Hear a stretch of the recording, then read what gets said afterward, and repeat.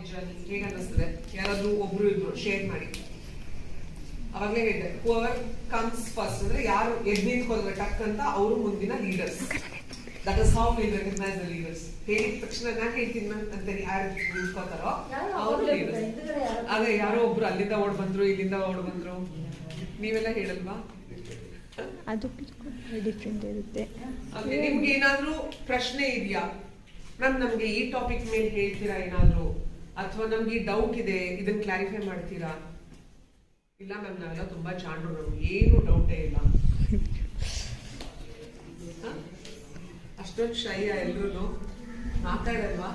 ಅಲ್ಲಿ ಪ್ರೋಗ್ರಾಮ್ ಮಾಡ್ತಾ ಇದ್ರೆ ಇಲ್ಲಿ ಫುಲ್ಲು ಗುಸುಗುಸು ಆಗ್ತಾ ಇತ್ತು. ಅಷ್ಟು ಮಾತ್ರ ನಾ ಇಲ್ಲಿಗೆ ಬರಲ್ವಾ ಹೊರಗಡೆಗೆ?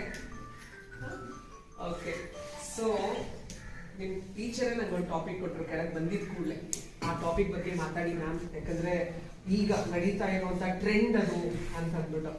ಏನಿರ್ಬೋದು ಅನ್ಕೋತೀರಾ ಟಾಪಿಕ್? ಫೋನ್.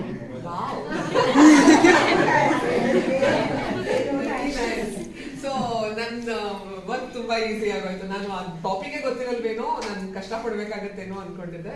ಸೊ ಎಲ್ರಿಗೂ ಫೋನ್ ಅಂದಿದ ತಕ್ಷಣ ಇವ್ರು ಏನ್ ಮಾತಾಡ್ಬೋದು ಅಂತಾನು ನಿಮ್ಗೆ ಒಂದು ನಾಲೆಜ್ ಇದೆ ಅಲ್ವಾ? ಸೊ ನಿಜವಾಗ್ಲೂ ಫೋನ್ ಬಗ್ಗೆ ಮಾತಾಡ್ಬೇಕಾ? ನಿಮ್ಗೆ ಆಲ್ರೆಡಿ ಟಾಪಿಕ್ ಗೊತ್ತಿದೆ. ಫೋನ್ ಬಗ್ಗೆ ಮಾತಾಡ್ಬೇಕಾ? ನಾನು